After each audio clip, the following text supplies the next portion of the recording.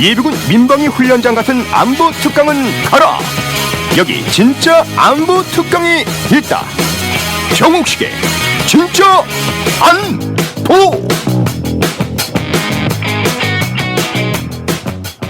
네, 청취자 여러분들, 저희는 지금 2부 방송 시작하겠습니다. 첫 소식은 한미 전자권 전환에 관한 내용인데요. 소개해 주시겠어요? 네, 지난 28일 송영무 국방장관과 제임스 매티스 미 국방부 장관이 전시작전 통제권, 즉 전자권 환수를 속도 내기로 합의함에 따라 문재인 대통령의 임기가 끝나기 전에 가능할지 주목하고 있습니다. 한미 양국이 이날 국방장관 회담 후 공동 언론 보도문을 통해 양국 장관은 전자권 전환 준비를 하고 있어 상당한 진전이 이루어지고 있음을 주목하며 향후 한반도 안보 상황 변화를 충분히 고려하면서 전자권 전환에 필요한 조건을 조기에 충족시킬 수 있도록 협력을 강화해 나가기로 했다고 발표했습니다. 제가 보기에는 사실 지금까지 워낙 또 전자권 전환에 대한 논의가 많았었고, 또 뭐 시기도 결정이 됐다가 수차례 연기가 됐었잖아요. 네. 그래서 별로 새로울 것 없는 소식 같은데 대표님이 보시기엔 어떠세요? 또 전자권이구나. 죄송합니다. 예. 이게 유동성이 워낙 많은 네. 사안인데, 지금 그 문재인 대통령의 임기가 2022년 네. 5월 초까지죠. 네. 그럼 앞으로도 4년 네. 좀 덜 남은 상황인데, 좀 뭐 정부는 임기 내 환수를 목표로 하는 것 같아요. 네. 예. 근데 임기 내 환수 정도가 아니라 굉장히 빨라질 수도 있는 겁니다. 그렇게 빨리 가능할까요? 이게- 수십 년간 네. 미뤄져 왔는데. 네, 맞아. 한국이 더 많이 거부하지 않나요? 예. 그 제가 보기엔 마음만 먹으면 한 달 내에도 가능해요. 예. 한 달 내에도 가능하고 2달 내에도 가능한 거고. 네. 이게 사실 이제 살짝의 군사적인 관점에서 본다고 한다면 이렇게 오래 걸릴 일이 아닌 거죠. 네. 근데 이게 정치적인 문제, 특히 국내 정치적으로 네. 굉장히 민감한 문제다라고 판단이 되니까 이게 계속 좀 지연이 됐던 이런 그 사안인 거죠. 네. 뭐 예를 들면 그래요. 그러니까 2007년으로 기억을 하는데 그때 이제 노무현 정부하고 이제 부시 행정부가 전자권, 그때는 미국이 빨리 가져가라. 노무현 정부는 좀 천천히 달라. 뭐 이런 입장이었어요. 네. 그래서 뭐 2009년 얘기 나왔다 2012년으로 연기되고 뭐 이랬던 적이 있었는데, 그래서 일단 그 시기를 못 박지 않았지만 전환하기로 합의를 해놓고 그러면 이제 전환하기로 했으니까 그러면 이제 미국 쪽에서 한미연합훈련을 한국군 당신들이 한번 주도해봐라. 네. 그래서 이제 한국군 주도로 네. 이제 주관으로 연합훈련을 실시를 했는데 주한미군 사령관이 놀랬어요. 잘해서. 이거 지금 가져가도 문제 없겠네. 뭐 정도로 굉장히 좀 네. 그러니까 한국군이 잠재적인 능력 굉장히 뛰어난 네. 이런 그 사람들인데, 근데 계속 작전권을 미국에 넘겨주면서 그 잠재력이 제대로 발현이 되지 못했던 거예요. 네. 발현이 되지 못했던. 그러면 네. 2006년, 7년이면 지금으로부터 뭐 10년도 훨씬 전이잖아요. 그죠. 예. 근데 그 사이에 한국군의 역량이 좋아지지 않았다면 그러면 그건 정말 직무유기한 거죠. 그렇죠. 예. 그 10년 동안 국방비를 얼마나 썼는데요. 네. 국방비를 얼마나 많이 썼는데요. 네. 역량이 그때보다 떨어졌다고 한다면 그건 말이 안 되는. 그럼 정말 다 옷 벗어야 되는 네. 그런 부분이어서 군사적인 관점으로 한다면 저 개인적인 생각일지 모르겠지만 올해 내에도 가능하다. 네. 예? 근데 지금 굉장히 재미난 상황들이 많이 발생하고 있잖아요. 그렇죠. 네. 한 번 더 조정사가 급변하는. 급변하고 있을 뿐만 아니라 더 나가서 트럼프는 뺄 수도 있다는 거거든요. 네. 예. 또 네. 미국을 완전 철수까지는 아니더라도 정말 그 한반도 비핵화 또 평화체제 구축 또 북미 관계 정상화, 그러니까 이 북미 공동성명에서 합의한 내용이 이행이 된다고 한다면 네. 대규모의 감축은 불가피해질 가능성이 높겠죠. 지금 한 28,500명 정도 네. 있는데 대규모의 감축은 이제 불가피해질 거라는 거예요. 네. 그러면 지금 안 그래도 3만 명도 안 되는 미군이 그죠? 60만이 넘는 한국군을 작전권을 행사한다는 것 좀 어처구니 없는 일인데 네. 앞으로 미군이 더 줄어들 가능성, 그죠? 뭐 그렇게 될 경우에 더 적어진 미군이 계속 한국군에 대한 작전권을 행사한다. 이건 제가 보기엔 어떻게 보면 정말 정말 네. 이건 개망신인 거죠. 네. 그 누구보다도 군인들이 본인들이 창피하게 여겨야 될 부분인 네. 거죠. 네. 근데 오히려 미국이 이제 전자권 돌려준다라고 했을 때도 한국이 나서서 안 된다, 좀만 더 갖고 있어라 이런 입장 아니었나요? 그러니까 예. 기본적으로 노무현 정부, 그러니까 원래 전자권, 그러니까 전시작전권이라는 것도 웃기는 얘기예요. 작전권이면 작전권이지 이걸 평시작전권하고 전시작전권하고 나누는 게 어디 있습니까? 네, 예? 그렇죠. 기본적으로 군대는 뭐예요? 군대는 전쟁을 대비하기 위한 네. 거예요. 네. 그러면 예를 들면 지금 뭐 그 월드컵 축구가 한참인데 네. 예? 뭐 예선 리그는 뭐 예를 들면 이제 국내파 감독이 맞고 본선에 나갈 때 외국 감독으로 바꾸고 이렇게 하나요? 뭐 그런 경우도 뭐 그렇게 해도 발생하지만 괜찮겠는데요? 굉장히 아주 상황 자체가 비정상적일 때 그런 그렇죠. 일이 벌어지는 거잖아요. 네. 예. 그래서 전시하고 평시를 나눈 것도 사실 웃기는 얘기였지만 그렇지만 이제 94년도에 이제 그걸 나눠가지고 평시만 반환받은 이런 어떤 그 상황에 있는데 네. 그런 거예요. 그러니까 아까도 얘기한 것처럼 이건 굉장히 정치적인 문제가 돼버렸던 거예요. 네. 예, 예. 그러니까 이제 그 한참 전자권 전환 얘기 나왔을 때 2006년, 2007년대 이런 데 보면 그때 당시에 그 한나라당이었죠. 한나라당 네. 국회의원들이 막 그 미국 대사관으로 몰려가가지고 그 미국 대사 만나갖고 당신들은 노무현 대통령의 지금 의도를 모르고 있구나. 전자권을 환수하고 북한하고 평화협정 체결해서 주한미군을 몰아난 다음에 한반도를 그 공산하겠다라고 하는데 지금 노무현 대통령의 그 의도인데 그 당신 모르냐 뭐 이렇게 얘기했다가 예, 그 주한 미국 대사가 이건 뭐 뭐라고 그 답변할 가치조차 못 느꼈던 네. 뭐 이런 어떤 사례들도 아이고. 있었던 거죠. 네. 예. 그래서 이게 뭐 이명박 정부 때 한번 연기됐고 박근혜 정부 때는 또 무기한 연기됐고 그쵸. 뭐 그런 일들이 이제 반복이 되어 왔는데 네. 뭐 이거는 조속히 네. 조속히 가능한 빨리 네. 반환받는 게 맞다 이렇게 볼 수 있겠죠. 근데 이렇게 전자권을 가지고 있지 않는 나라가 있나요? 다른 나라한테 맡겨놓고 우리한테는 없는. 글쎄요, 뭐 제가 과문한 탓인지 모르겠지만 제가 알기로는 없어요. 예. 원래 이렇게 그리고 전자권이랑 평시 작전권 이런 게 분리되어 있는 것도 평범하지 않은 일 금시초문이에요, 아닌가요? 사실. 그죠? 아, 그러면 이 전자권이 그럼 반환을 받지 못한 이유가 그러면 국내 정치적인 상황 때문이라는 건데 그러면 이걸 반대하는 그런 집단의 논리는 뭐죠? 한미동맹 무너진다. 아까 얘기한 것처럼. 네? 한미동맹 무너진다. 근데 미국은 가져가라는 거거든요. 빨리 가져가라는 거였어요. 네네. 그럼 미국 측 반응이 있어. 야, 우리는 통일 이후에도 한미동맹을 원하는데 네. 동맹이 무너질 것 같은데 왜 우리가 전자권을 빨리 가져가라 그러겠냐. 네. 예, 그런 거죠. 또 항상 얘기하는 게 아직 능력이 안 됐다. 맞아요. 예? 능력이 안 됐다.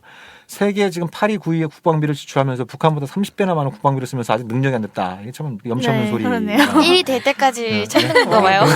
미국을 네, 미국이 이겨야 그뭐 진짜 거의 행정적 안보를 실천하고 있는. 아니, 다현 씨의 말에 또 도움이 될 만한 게 있는 것 같은데 2014년에 한미 연례 안보 협의회 공동 성명에서 이제 전자권 환수 이야기가 나오면서 세 가지 조건을 평가해서 추후 전자권 전환 시기를 결정하겠다 이러면서 조건부 전환 이야기가 나왔었어요. 네, 근데 그 맞아요. 세 가지 조건이 첫 번째가 한반도 및 영내 안보 환경, 두 번째 전자권 전환 이후 한국군의 핵심 군사 능력, 세 번째 북한 핵 미사일에 대한 한국군의 필수 대응 능력이라고 하면서 이런 것 때문에 이제 뭐 킬체인이라던가 그런 전략 무기 같은 것들 도입 얘기도 많이 나오지 않았었나요? 네, 그러니까 이게 군비 증강의 명분이 되는 거예요. 네. 그러니까 미국 쪽에서는 그래 작전권 안 가져가? 그래 오케이. 그러면 우리 무기 더 사줘. 그런 식으로 그렇게 되는 협상하는 거예요. 미사일 방어 체제 한국도 적극적으로 참여해. 사드 배치해. 뭐 이런 식으로 이렇게 얘기를 하는 거예요. 그럼 미국 측에서는 전자권을 돌려주는 게 더 유리한 건가요? 그러니까 그게 상황에 따라 좀 다를 수는 있어요. 그러니까 네. 노무현 정부 때 미국에서 빨리 가져가라고 하는 건 또 당시 부시 행정부가 생각했던 군사 전략의 의도가 있었던 거예요. 야, 이제 좀 북한은 한국군 너희들이 상대하고 우리 주한미군은 좀 중국을 좀 상대할게 이런 의도들도 있었던 거예요. 예. 그래서 이제 그게 그때도 논란이 됐었고 저 같은 사람은 그래서 오히려 전자권 환수에 대해서 좀 우리가 따져봐야 될 문제가 있다. 전자권을 넘겨준 주한미군을 우리가 통제할 수 없다면 예? 그러면 더 골치 아픈 상황이 올 수 있다. 뭐 예를 들면 미중 간에 무력 충돌이 발생했는데 주한미군이 차출된다. 네? 네, 우리가 상상할 수 없는 얘기가 되는 거예요. 그렇죠. 네, 우리가 그러면 미국한테 이 중국에 대한 군사적 적대행위의 영토를 이 발진 기지를 제공하는 셈이 되기 때문에 네. 국제법적으로는 한국이 중국의 군사적 적대행위를 하는 거예요. 그죠, 그죠. 네, 네. 동맹. 그래서 주한미군을 어떻게 통제할 방안들을 마련해 놓고 이걸 환수를 해야 되지. 그게 없는 상태에서 환수했다가는 이거는 뭐 이게 혹하나 때려다가 더 큰 호고 날 수도 있는 거다. 뭐 이런 네. 어떤 이제 문제 제기를 했었던 건데. 근데 MB 이명박 정부 들어서는 미국 쪽에서 좀 신중해진 부분이 있었어요. 왜냐? 저러다가 한국이 북한을 공격할 수도 있겠구나. 그래서 워낙 네. 상황이 좋겠습니다. 그때 미국 측의 반응이 그런 게 있었어요. Real risk is over reaction of South Korea. 그러니까 진짜 위험은 한국의 과잉 대응이다. 뭐 이런 어떤 우려들이 있었던 거예요. 현실적인 네. 네. 그러니까 그러네요. 전시작권을 한국군이 행사하게 될 경우에 그전에는 예를 들면 그런 거예요. 2010년도 11월 달에 연평도 포격전이 벌어졌을 때 네. 그때 이제 그 이명박 대통령의 지하 벙커에 이제 군 참모들 모아놓고 얘기를 하는 거예요. 야, 북한이 우리 그 연평도에 포격을 가했는데 왜 전투기를 동원해서 북한의 보복을 안 하냐 하니까 그 이제 내부적으로 이제 의견이 갈리는 거예요. 각하 그렇게 하려면 미국의 동의가 필요합니다. 하는 쪽에서는 그렇게 얘기하고 또 다른 쪽에서는 그 동의 없어도 이 자위권의 범위에 들어갈 수 있습니다. 그러니까 군 지휘관들 사이에서도 의견이 갈리는 거예요. 권한이 네, 분명하죠. 그래서 결론이 뭐가 났냐면 이게 미국의 동의 여부가 필요한지 일단 주한미군 사령관한테 전화를 걸어서 물어보고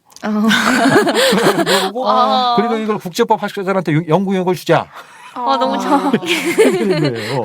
빠른 대응이 불가하겠는데요. 네? 그러니까 미국 측 반응이 딱 그런 거예요. 그런 걸 경험하니까 그런 네. 거예요. 그러니까 한편으로 한심하게 느껴지는 거고 다른 한편으로는 이러다가 진짜 한국의 나겠다. 작전권을 갖고 있으면 그러다가 실제로 뭐 예를 들면 한국군이 전투기를 동원해서 북한에 대해서 보복 공격을 가한다. 그럼 확전이 이루어지는 거 아니에요. 네. 그럼 미국도 휘말리게 될 가능성이 높아지는 거예요. 자기의 의도와 관계없이. 네. 그죠? 예.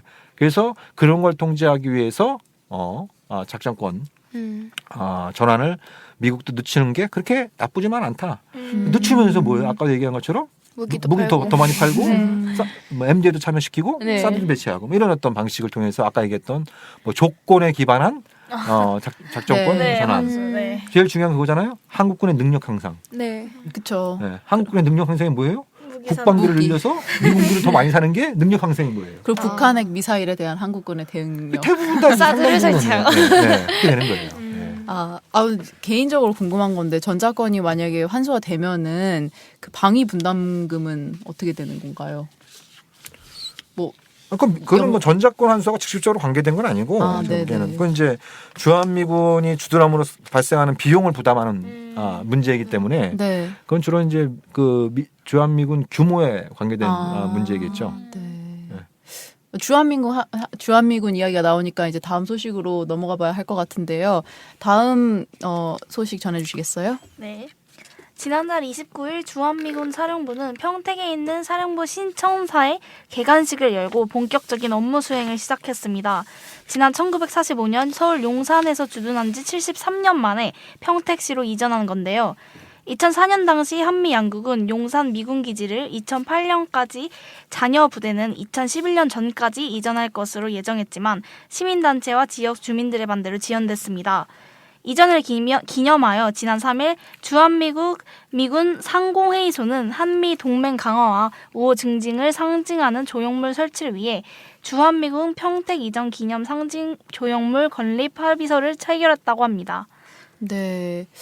일단 그 한미 양국이 2004년에 평택으로 미군 기지 이전을 결정한 것으로 아는데 주한미군의 그 당시에 이제 주한미군의 전략적 유연성과 주한미군 영구 주둔의 근거를 마련하기 위함이라고 비난을 많이 받았었거든요. 현재는 미국 정부가 바뀌어서 트럼프도 주한미군을 빨리 빼내고 싶어하는 입장이고 그렇게 막 세계의 평화에 큰 관심이 없어 보이는데 이거 뭐 현재 상황이랑 맞는 트럼프가 실제- 세계 평화 관심이 없다고. 노벨평화상 아니, 제 받았는데. 말은 세계 평화에 관심이 있지만 군사적으로 크게 개입하고 싶지 않아 하는 그런 그 모습 입장이잖아요. 근데 그런 상황에서 이런 이유로 이전된 평택 원래 기지 뭐 이사하기로 했으니까 이사하기로 네. 했으니까 뭐 네. 특별한 아직 상황 변화가 발생한 건 아니죠. 네. 뭐 그러니까 뭐 예정대로 이전이 된 것 같고 아까도 얘기한 것처럼 좀 굉장히 좀 어색한 상황이 발생할 수 있습니다. 지금 이 평택 확장된 평택 미군 기지 캠프 험프리라 그러죠. 이게 단일 규모는 세계 최대입니다. 네. 세계 최대 규모로 만들어놨는데 이제 이게 한반도 평화 프로세스의 전개 양상에 따라서 이게 텅텅 빌 수도 있는 네. 기껏 열심히 엄청 많이 들었던데 돈. 거의 100억 우리나라 돈으로 10조 원 정도 들어갔습니다. 네. 우리나라 우리 정부 예산만 90%의 우리 국민들 네. 세금만 해도 한 네. 10조 원 정도 들어간 거예요. 네. 근데 이런 결정이 어떻게 이루어지게 됐는지 네. 궁금한데요. 이것도 또 얘기 썰 풀면 이제 길어지는데 짧게 얘기하면 그런 거예요. 평택으로 가는 기지가 크게 두 군데 있어요. 용산 기지와 이사단이 네. 있어요. 용산 기지하고 이사단이 이렇게 있는데 이게 사실 누가 먼저 요청했냐 이거 갖고 이제 그 이후로도 논란이 많이 있었지만 제가 확인한 바로는 그때 부시 행정부 쪽이 옮기고 싶어 했어요. 네네. 옮기고 싶어 했죠. 특히 이사단을 굉장히 옮기고 싶어 했던 건지 확인이 된 이런 상황인데 그러니까 아까 그런 거예요. 역설적으로 보면 아니 부시 행정부는 이제 군사 패권주의, 일방주의로 굉장히 악명이 높았던 정권인데 네. 왜 한국한테 야 작전권 빨리 가자가 네. 그리고 왜 이 한강 이북에 있는 미국 군세력을 갖다가 후방으로 재배치하려고 했느냐 네. 이런 게 이제 중요한 포인트예요. 근데 그걸 주도했던 사람이 도널드 럼스펠트라고 하는 국방장관이에요. 네. 이 사람이 갖고 있는 기본적인 생각은 그거예요. 아니 지금 미국이 이러면 이라크를 비롯한 전 세계에서 지금 이제 테러와의 전쟁을 벌이고 있고, 네. 예? 그리고 지금 이 북한 너머에 있는 이 지역에서 중국이라고 하는 거대한 나라가 부상하고 있는데 언제까지 주한미군이 북한만 쳐다보고 있냐? 네네. 그 이제 북한은 한국이 좀 맡아라. 한국이 좀 맡고 네. 우리는 좀 전략적 유연성을 가지고 또 딴 일을 하겠다. 네. 이런 생각이 강했던 거예요. 네. 네. 근데 예를 들면 이사단 의정부에 있는 이사단 병력을 갖다가 예를 들면 사출해갖고 이라크를 보내는데 한 6개월이 걸리는 거예요. 왜 이렇게 오래 걸려요? 예, 예? 왜 이렇게 오래 걸려요? 북박이형이거든요. 북박이형. 예, 북박이형이에요. 네. 예. 그러니까 럼스펠트 관점을 볼 때는 미치고 환장하겠는 거예요. 이라크에서 지금 병력이 부족해갖고 좀 난리인데, 네. 예? 예. 이걸 지금 그래도 세계에서 가장 그 뛰어난 그 이제 병력 중에 하나인 미국 이사단 병력을 차출해서 네. 보내는데 이렇게 오랜 시간이 걸리니까 이게 이제 이건 아니다. 근데 딱 보니까 그거예요. 평택이라는 데가 바로 이제 지금 이제 도로로도 연결되어 있지만 오산 공군기지가 있어요. 네. 네. 그리고 바로 옆에 또 평택항이 있어요. 네. 그러니까 이른바 유연성, 기동성을 강화하는 데는 평택이 최고의 지역인 거예요. 네. 공항도 있죠, 항구도 있죠. 예, 그래서 이제 신속하게 차출이 가능한 그런 어떤 후보 지역으로 봐서 이 평택으로 그 확장하기로 했던 거죠. 네. 예. 근데 거기까지는 뭐 이해가 가는데 미국의 입장에서는 이해가 가는데 평택을 미국의 전략 기지화하고 또 거기에 드는 이제 대부분의 비용을 한국 정부가 댔다는 게 저는 잘 이해가 안 가거든요. 그러니까 뭔가 그래도 미국으로부터 협상에서 받은 게 있으니까는 그런 좀 불합리한 결정을 하지 않았나 그런 생각이 듭니다. 그러니까 그게 이제 또 옛날 얘기니까 그런데 그런 거예요. 그러니까 이게 뭐 사실 이제 제가 이때 그 몇 가지 문제를 제기를 했었어요. 2003년, 2004년 이럴 때. 네. 이제 30 간 넘긴 아주 딱 촉을 세워서 쭉 달을 보니까 이거는 네. 좀 이건 아닌 것 같다라는 게 방금 얘기했던 그 문제인 거예요. 네. 네. 미국의 이른바 전략 주연성을 확보해서 한미 상호방위 저격에 따라서 북한을 상대하기 위한 것이 아니라 그걸 넘어서 다른 어떤 지역 분쟁에 개입하고 이런 것들은 상호방위 자원을 위반하는 거거든요. 네. 특히 이제 중국과의 군사 갈등에서 주한미군이 개입한다라고 하는 건 우리의 생사에 걸린 문제예요. 그렇죠. 생사에 걸린 문제예요. 그래서 이제 그런 문제 제기를 강하게 한번 한쪽으로 한 적이 있었던 거고 또 하나는 결국 그 돈은 한국이 낼 것 같다. 그래서 제가 그때 외교부 고위 관료도 만났었고 국방부 고위 관료도 만났었어요. 네. 그래서 좀 제가 뭐 이게 전문적인 어떤 지식과 정보를 갖고 하는 얘기가 아니고 그냥 감으로 얘기하는 건데 네. 이거 결국 방위비 분담금으로 충당되는 거 아니겠냐. 네. 예, 방위비 분담금으로 충당되는 거 아니냐. 우리가 그때 막 연간 한 7천억, 8천억 정도의 네. 방위 분담을 미국에 주고 있었는데 미국이 그걸로 쓰지 않겠냐. 네. 공개적으로는 절대 아니다. 만약 그렇게 되면 내 손에 장을 짓겠다 이런 사람들이 있었는데 네. 근데 이 양반들이 이제 뭐 저녁에 술 한잔하고 하면서 얘기하다 보면은 그 가능성을 다 인정을 해요. 아. 네, 이미 2003년, 2004년도에 인정을 네. 해요. 네. 네. 그럴 가능성도 충분히 있다. 어. 그러니까 그렇게 돼버린 거예요. 그러니까 이제 그거 상당히 그때 허무한. 정부가 노무현 정부가 발표한 거는 5대5로 분담하기로 했다. 네. 한 100억 달러 들어가는데 한 50억 달러씩 분담하기로 했다. 네. 이게 공식적인 발표 내용이었어요. 예, 근데 실제로 보니까 한 93, 4억 달러는 한국이 부담했고 미국은 한 7, 8억 달러 정도 이렇게 한 거예요. 그럼 나머지는 뭐 어떻게 된 거냐? 그걸 미국이 방위 분담금으로 전용한 거예요. 아. 방위 분담금을 계속 전용을 해왔던 거예요. 아. 예. 근데 그 가능성은 예전부터 제기가 됐었다. 예. 근데 지금 미국은 더 올려달라 그런다. 그러니까 이제 올릴 만한 항목이 만만치 않으니까 뭐 전략자산 전개하는 비용을 네. 한국에 내라. 예, 이런 좀 황당한 요구를 하고 있는 이런 상황인 거죠. 아, 참 제가 생각하기에는 이해가 안 되는 그런 결정이었는데 근데 이제 정부로서는 그런 고초가 있었던 거예요. 당시 노무현 정부로서는 그런 고초가 있었던 거예요. 어찌됐든 대한민국 대통령으로서 지켜야 될 마지노선은 우리 국민들의 생명과 안전을 지키는 거잖아요. 네, 네. 그렇죠. 근데 그때는 솔직히 얘기하면 북한보다 미국이 더 무서운 존재였어요. 네? 네. 부시가 정말 이러다가 한국의 동의를 받지 않은 상태에서 북한을 선제 공격하는 게 아니냐. 이런 두려움이 굉장히 강했어요. 그때는 예, 그랬었죠. 예, 예. 진짜. 오히려 지금보다 더 강했어요. 트럼프가 네. 작년이 뭐 한국전쟁 이후로 최대 위기다 이렇게 얘기를 했지만 네. 제가 생각할 때 최대 위기는 94년하고 2003년 이렇게 특히 2003년도에는 돌이켜보면 가장 저도 막 잠도 잘 못 정도로 이게 식은땀이 날 정도로 이렇게 살들렸던 때가 언제였냐면 2003년 4월 20일경에 미국이 바그다드를 점령을 해요. 네. 바그다드를 점령하고 이제 후세인 동상에 밧줄을 걸어갖고 이제 쓰러뜨리고 그러면서 네. 막 존 번틀과 같은 네오콘이 이제 김정일이 저 후세인 동상에 쓰러지는 걸 보면서 아버지 동상이 흔들리는 걸 느꼈을 거다 막 이런 얘기를 하고 특히 5월 1일 날 그 부시가 전투기를 타고 항공모함에 탁 착륙을 해가지고 네. 뒤에 미군들 쫙 세워놓고 이제 라이브로 전 세계 연설을 합니다. 이제 이라크 전쟁은 사실상 끝났다. 주요 전쟁은 네. 끝났다. 네. 다음 악의 국가들은 각오해라. 이게 요지예요. 맞아요. 다음이 누구예요? 북한. 북한인 거예요. 북한인 거예요.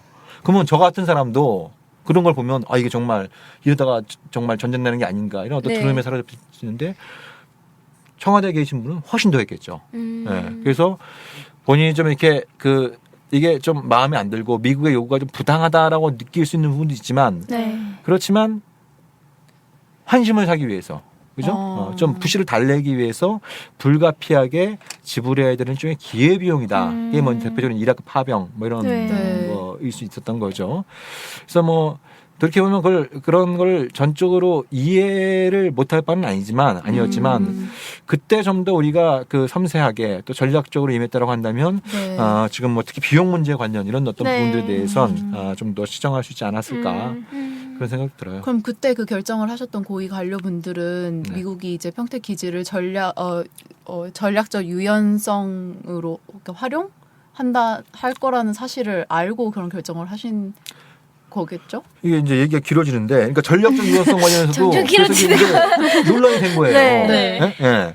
그러니까 그래서 2006년인가 그때 이제 반기문 그때 외교부 장관하고 미국 국무장관하고 뭐 전략적 유연성에 대한 합의 이런 게 나왔어요. 네. 네. 그래서 굉장히 애매모호하게 합의가 된 거예요. 뭐라고 돼 있었냐면 한국은 미국의 전략적 유연성을 존중한다. 네, 돼 있고 맞아요.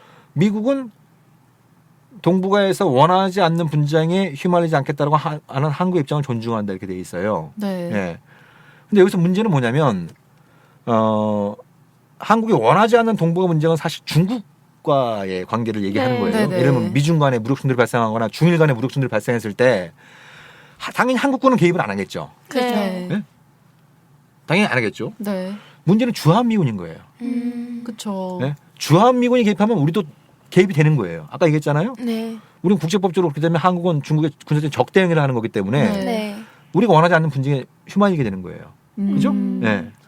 싸움터가 그래서 그때 이슬 둘러싸고 네. 동북아 분쟁에 개입하지 않는 주체를 이슬에 대해서 그때 해석이 엇갈렸던 거예요. 네. 이시 한국군을 얘기하는 거냐, 주한미군을 얘기하는 거냐, 이게 명확하지 않았어요. 해석이 이게 명확하지 않아가지고 아. 그걸 가지고 제가 또 이제 그때 노무현 정부하고 상당히 옥신각신 많이 했던 네. 이걸 명쾌하게 해야지 이게 이시라고 하는 이 대명사가 누구를 네. 지칭하는지가 불분명하다. 네. 예? 당연히 이게 주한미군이 돼야 되는 거예요. 주한미군도 개입하지 않는다 그래야 네. 어떻게 되는 거예요? 우리가 이제 군사기지를 제공하지 않는 이런 어떤 부분이 되기 때문에 원하지 않는 분쟁에 휘말리지 않을 수 있게 되는 건데 이게 좀 한국군으로 해석되면 주한미군은 개입할 수 있다는 해석이 가능해지는 거예요. 그래서 그때 그걸 둘러싸고 미국은 이거는 한국군을 얘기하는 거야. 그런 거고 노무현 정부는 이건 주한미군을 얘기하는 거야. 뭐 이런 어떤 이제 그 논란들이 있었는데 네. 근데 이게 정말 하늘이 도와준 거였죠. 그러니까 아무튼 그런 문제들은 막 불거질 때 이라크 저항 세력들의 반격이 본격화된 거예요. 네. 끝났다던 이라크 전쟁이 안 끝나버린 거예요. 네. 예. 그래서 미군 사상자들이 이제 계속 늘어나고 미국이 이제 이라크 전쟁에 수렁에 빠지면서 그 강정책을 주도했던 네오콘들이 줄줄이 쫓겨나게 되는 거예요. 그러면서 뭐가 시작돼요? 북미 대화가 시작된 겁니다. 아. 북미 대화가 시작된 거예요. 네. 네. 그러니까 그런 우려가 굉장히 이제 많이 줄어들게 됐던 거죠. 네. 근데 그런 문제는 지금도 여전히 남아 있는 거예요. 여전히 남아 있는.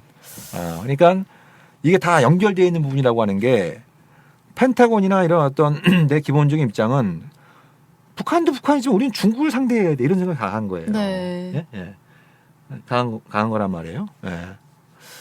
근데 정말 우리가 원하는 것처럼 한반도 핵 문제도 해결되고 북미 관계가 정상화되고 평화체가 주되면 아까 얘기한 것처럼 주한미군을 이렇게 많이 수둔할 이유가 없어지게 되는 거예요. 네. 네. 그렇죠? 예. 그러면 지금까지 공들여 쌓아왔던 대북 봉쇄 포위망이 약화될 수 있다라고 하는 펜타곤의 우려 또 군사복합체 네. 우려들이 있으니까 그런 내용들을 민감한 내용들을 언론에 유출하면서 뭔가 딴지를 걸어보겠다. 아. 이런 것들이 과거에 분명히 있었고 네. 예, 과거는 분명히 있었어요. 예.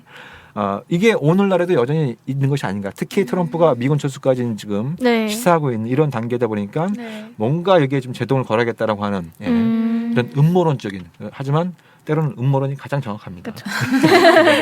띠로리. 근데 질문 하나만 더 해도 네? 괜찮을까요? 예. 그 전략적 유용성이랑 평택 기지에 대한 이야기가 나오다 보니까 오키나와 그 기지 미군 기지가 생각이 났는데 그 오키나와 미군 기지가 한국 전쟁이랑 베트남 전쟁의 약간 기점이 되었었잖아요. 네. 그 평택의 미래에 대해서는 어떻게 생각하시는지. 그게 굉장히 유동적이죠. 예. 그러니까 어찌됐든 평택은 세계에서 제일 큰 규모의 미군 기지지만 동시에 중국과 가장 가까운 미군 기지예요. 네. 중국과 가장 가까운 미군 기지이고,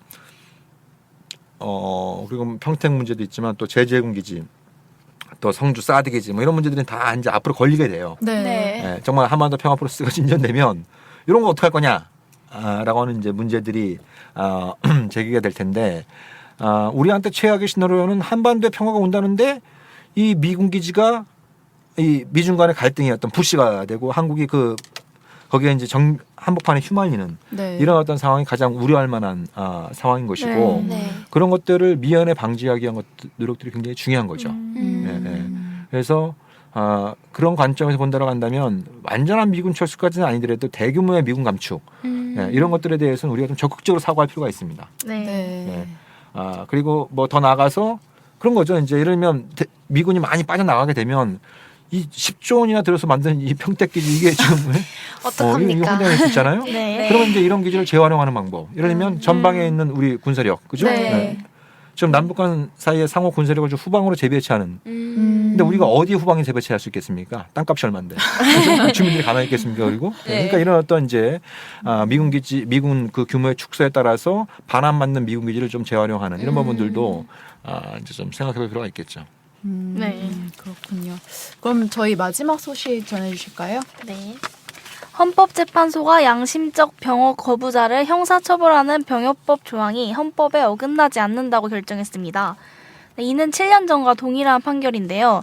그러나 대체 복무제를 규정하지 않은 병역법 5조 1항에 대해 헌법 불합치 판결을 내리면서 논란이 되고 있습니다.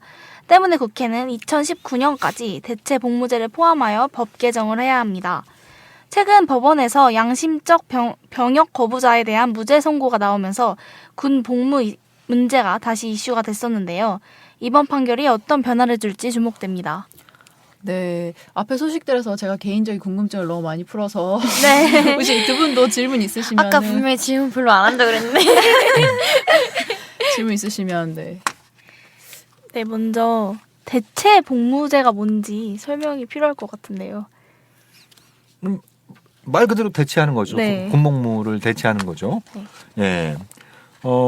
근데 일단 굉장히 반가운 소식이에요. 늦었지만 네. 또 오랜만에 제가 격하게 좀 환영하고 싶은 그런 네. 소식. 예. 특히 이제 이게 노무현 정부 때도 대체복무제 도입 필요성이 상당히 강하게 얘기됐고 정부 차원에서 그걸 검토를 하기 시작했는데 안타깝게도 정권 말기에 예. 2007년, 6년, 7년 이럴 때 하니까 국방부가 뭉개고 있다가 정권 바뀌니까 없던 일로 해버렸어요. 예. 근데 이번에 지금 이제 1년 차, 2년 차에 이제 헌법재판소에서 그러니까 그거잖아요. 처벌은 이게 그 위헌은 아닌데 네. 합헌에 해당하는데 네. 그죠? 그렇지만 대체 복무를 규정하지 없는 않은 거는? 것도 헌법 불합 네. 그 이제 네. 불합치. 네. 그러니까 불합치라고 하는 건 야, 국회에서 빨리 입법 조치를 취해가지고 네. 지금 이 대한민국 헌법 정신과 맞지 않는 네. 이런 어떤 개정해야 대체 복무제가 된다. 없는 현실을 빨리 개선해야 된다 네. 이런 거잖아요. 예, 이건 굉장히 좀 환영할 만하죠. 근데 오히려 그 주변에는 그 20대 남성들이 관심이 많지 않아요? 주변에 이미 다 가서 잘 이미 물어보지 제 않아서 친구들은 다 군대에 모르겠는데 있어서 그렇게 벌써 여- 나이가 벌써 그렇게 됐어요? 네. 젊은 겁니다 아직. 여론을 보면은 어. 굉장히 반감이 심하더라고요. 아 그래요? 네. 저 같은 경우는 고등학교 때 이제 학교에서 토론대회를 나갔었는데 그때 주제가 양심적 병역 거부였었거든요. 근데 할 말 있겠네. 그때 저는 병역 거부에 대해서 찬성을 하면서 네. 이제 대체 복무로 뭐 사회 복무라던가 뭐 농촌 네. 여러 가지 이게 일손이 필요한 그렇죠. 것들이 있잖아요. 거기에서 좀 현재 그 복무 기간보다 더 길게 해서 뭐 네. 이렇게 복무를 하게 해주고 뭐 이렇게 수감하는 거는 좀 너무한 거 아니냐 이런 주장을 했었는데 그때 상당히 욕을 많이 먹었었고 학교 선생님도 약간 저는 학생인데 막 저한테 어떻게 나라가 될지 모른다고 다 차출해가지고 다 병역을 해야지 그러면서 그래서 상당히 거부감이 심했는데 저는 이번에 이거 실행돼가지고 실행됐다기보다는 이제 네. 현재 이제 나와서. 판결을 내려서 이제 네. 어떻게든 이제 바뀌게 될 거잖아요 정책이. 그래서 상당히 반가웠던 저도 그런 기억이 있어요. 조원 씨가 이렇게 좀 이 선구자적인 기질이 고등학교 때부터 역시. 역시 다르네요. 근데 지금 네. 매년 한 600명 안팎의 그 사람들이 감옥에 가고 네, 있잖아요. 그렇죠. 네. 그죠? 감옥에 가고 있단 말이에요. 예.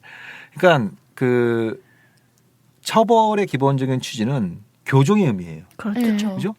근데 이분들은 그 처벌을 감수하는 거예요. 본인의 종교적인 신념 혹은 뭐 다른 신념에 맞지 않기 때문에 본인의 네. 신념 네. 총을 들 수 없다라는 신념 뭐가 맞지 않기 때문에 그럼 난 감옥에 가겠다. 네. 라고 하는 게 매년 뭐 600명 안팎이고 이게 지금 수십 년 동안 수만 명의 사람들이 이것 때문에 이제 피해를 그렇죠. 네. 받아왔던 거죠. 그러니까 이제 그런 어떤 현실이 그 존재했던 부분이 있는 거고 네. 제가 한참 이게 2000년대 초반에도 이게 문제가 사회적으로 이게 문제가 네. 된 적이 있었어요. 네. 그때는 오태양 씨 얼마 전에 보니까 TV에도 그 나오셨던데 프랑스 그 여호와의 증인 이외에 그 신자 이외에 거의 처음으로 네. 네. 본인은 이제 평화적 신념에 의해서 이제 그 병역 거부를 선언을 해서 상당히 화제가 된 적이 있었어요. 네. 그러면서 이제 여러 사람들이 또 종교적인 이유 이외에도 어떤 본인의 어떤 정치적인 신념 또 특히 이제 평화적인 신념에 따라서 네. 병역 거부하는 일들이 이제 많이 있었는데 네. 그러니까 이제 뭐 기자들이 저한테 와서 이제 뭐 이렇게 인터뷰하면서 이제 물어보는 거예요. 당신 같으면 네. 만약에 24개월 동안 군대를 가는 게 하나의 선택이 있고 네. 예를 들면 36개월 동안 어디 저기 뭐 중증 장애인 시설이나 네. 네. 양로원에 가서 노인 복지 시설에 가서 네. 이제 복무해야 한다고 한다면 어떤 선택을 하겠냐 이렇게 했을 때 저는 거의 한 채 망설임도 없이 군대에 가겠다 이렇게 얘기를 했어요. 왜요? 네. 아무래도 그러니까 기간이 저는 이제 사이비 평화 운동한 거죠, 그러니까 사이비 평화주의자인 거예요. 네, 네. 사이비 평화주의자인 거예요. 왜냐하면 약간 실망인데요. 그죠? 그건 사유예요. 갑자기. 그왜 그러냐면 그 이유는 간단해요. 훨씬 고달플 거라고 생각하는 거예요. 이제 저는 이미 그때 군대를 갔다 온 입장이었고 뭐 군대에서 나름대로 네. 뭐 아무튼 뭐 그랬지만 그러니까 대부분의 남자들은 굳이 자기의 신념이 아니다. 신념과 관계없이 네. 이런 그러니까 군복무를 선택할래 아니면 뭐 어디 가서 이 대체복무를 선택할래 그러면 거의 대부분은 이제 군복무를 선택을 네. 하는 게 그때 여론조사에도 그런 것들이 많이 나왔기 때문에 이게 뭐 병역 기피의 수단으로 악용될 거다 이렇게 얘기하는 것도 제가 보면 기우예요. 네. 그러니까 저는 굉장히 이제 안타까운 게 이제 그런 거예요. 뭐 지금도 가끔 언론을 통해서 이렇게 나오잖아요. 뭐 예를 들면 뭐 치매 노인을 돌보는 어떤 가족의 행동이잖아요. 네. 그러면 누군가가 뭐 그러니까 이제 그래서 이제 돌봄이 이런 어떤 사회복지도 있지만 턱없이 인력이 부족하잖아요. 네. 그러면 뭐 600명, 700명 되는 사람들 감옥으로 보낼 것이 아니고 네. 그죠? 네. 그런 방식으로 이렇게 뭔가 사회에 기여할 수 있는 방법들이 정말 우리 사회에 널려 있는데 네, 네. 맞습니다. 이걸 왜 이 방법을 고수를 하는지 이게 너무 안타까웠어요. 네. 그러니까 항상 얘기하는 게 뭐였어요? 북한 때문이야. 북한이 있잖아. 맞아요. 저 항상 그런 100만 논리로. 대군이잖아. 네. 네. 이거 가지고 계속 그 수십 년 동안 이걸 미뤄왔는데 네. 정말 늦었지만 다행으로 네. 헌법 정말. 헌재에서 좀 전향적인 그 판결을 내린 것 같고 네. 네. 다만 그 대체복무제가 좀 징벌적인 성격을 안 가지면 좋겠어요. 예. 그러니까 이거는 다른 방법에 의해서 우리 그 공동체에 기여를 하는 거예요. 네. 네. 그렇잖아요. 다른 방법에 의해서 군복무가 아니라 다른 방법에 의해서 수단에 의해서 이제 기여를 하는 만큼 그건 징벌적인 성격을 가지면 안 된다. 네. 그래서 이제 여러 가지 이제 공론화가 필요하겠지만 뭐 그래서 뭐 군복무 기간하고 동일하게 할 것이냐, 1.5배를 할 거냐, 뭐 2배를 할 것이냐, 뭐 여러 가지 이제 얘기들이 많이 있는데 네. 뭐 구체적으로 어느 정도가 된다 이렇게 제가 뭐 단정해서 말씀드릴 수는 없겠지만 기본적인 정신은 이게 징벌적인 성격을 가지서는 안 되고 이건 다른 방식에 의해서 우리 국가, 우리 공동체를 위해서 봉사하는 네. 거다. 네. 의무를 다하는 거다. 이 관점을 가지고 이렇게 얘기를 풀어갔으면 하는 네. 바람을 갖고 있어요. 그렇죠. 그래서 약간 저는 이번 결정을 보고 좀 기대했던 게 네. 혹시 이번 결정이 좀 모병제로 가는 그런 발판이 될 수도 있을까요?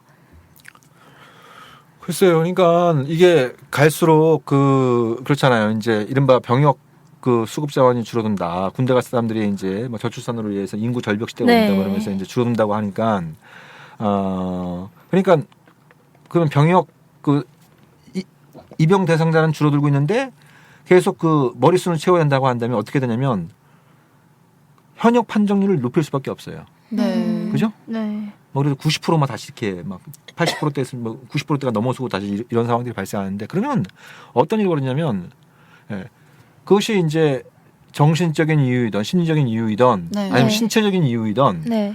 군대 생활에 부적합한 이런 사람들까지 가게 돼요. 네. 그죠? 네. 그러면 뭐예요? 이 지휘관들은 이 사람들을 관리하기에 바쁜 거예요. 그래서 속된 말로 전투형 군대가 아니라 관리형 군대로 바뀌었다. 이런 얘기들이 이제 많이 나오는 거예요. 예, 네. 이제. 그래서 뭐 저는 뭐 우리가 그 평화단체에서 이게 정말 전투형 군대로 거듭나야 된다 이렇게 얘기할 수 없잖아요. 얘기할 수는 없겠지만. 진정한. 얘기할 수는 없겠지만 이것 자체가 조금 어처구니 없는 거예요. 제가 네. 보기엔. 네. 그래서 저는 뭐 그러니까 이제 좀 다각도로 우리가 공론화를 해보자. 네. 방금 전에 그 다현 씨가 얘기한 모병제도 한번 제대로 한번 공론화도 해보고 네. 또 생각해 볼 수 있는 게 일종의 선택적 복무제예요. 네. 그러니까 지금은 이제 대체 복무자를 양심에 따른 병역 거부자에 한정을 하고 있잖아요. 네. 근데 본인의 양심과 관계없이 양심이라기보다는 그냥 네. 본인이 그냥 이렇게 선택? 본인의 선택. 네, 나는 네. 이러면 군대 가서 뭐 복무할 거야. 이런 네. 사람도 있겠지만 나는 어디 뭐 사회복지소 가서 할 거야. 네. 네. 이걸 본인이 선택할 수 있게 하는 방법도 있어요. 그렇게 그런 제도를 도입하고 있는 나라들도 있어요. 그래서 그런 것도 이제 생각해 볼 수도 네. 있는 거고. 네. 징병제와 모병제를 혼합하는 뭐 이런 방식도 생각해 볼 수 있고 이제 그러니까 우리가 지금까지 긍지해왔던 그러니까 대한민국 남자들은 모두 군대 가야 된다. 네. 이게 하나의 철칙처럼 굉장히 도구말처럼 강하죠. 이렇게 딱 네. 되어왔었는데 요거를 갖다가 좀 생산적인 방식으로 좀 생산적인 방식으로 공론화할 수 있는 계기가 되었으면 하는 바람을 갖고 있죠. 앞으로 그렇게 긍정적인 방향으로 흘러갈 수 있었으면 좋겠어요. 네. 혹시 네. 질문 더 있으세요? 네, 없습니다. 네, 고맙습니다. 없으시면 이것으로 정욱식의 진짜 안보 2부 마치도록 하겠고요.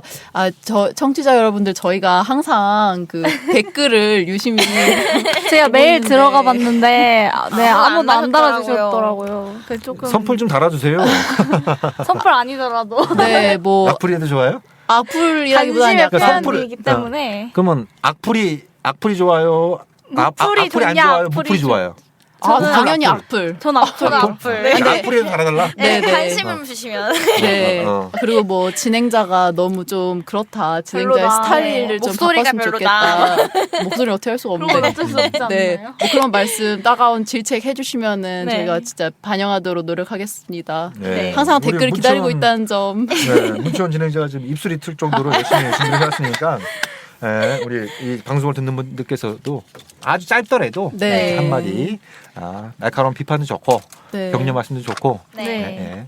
하트병풍도 좋고 그럼 정말. 다양한 반응들을 하트병 보여주시면 좀 더 저희들이 좀 화이팅해서 할 수 있지 않을까. 네. 네, 그렇습니다. 예. 그러면 댓글을 기다리며 저희는 이번 주 방송 마무리하도록 하겠고요. 다음 주에 또 찾아뵙겠습니다. 안녕하세요. 수고하셨어요. 감사합니다.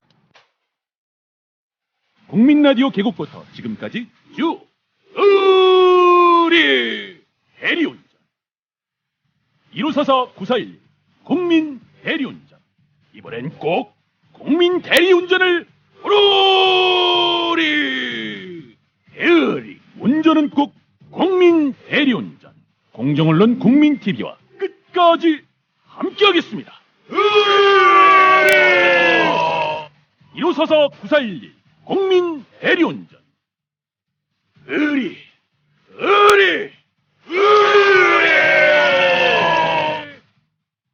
1호사사 9411 국민 대리운전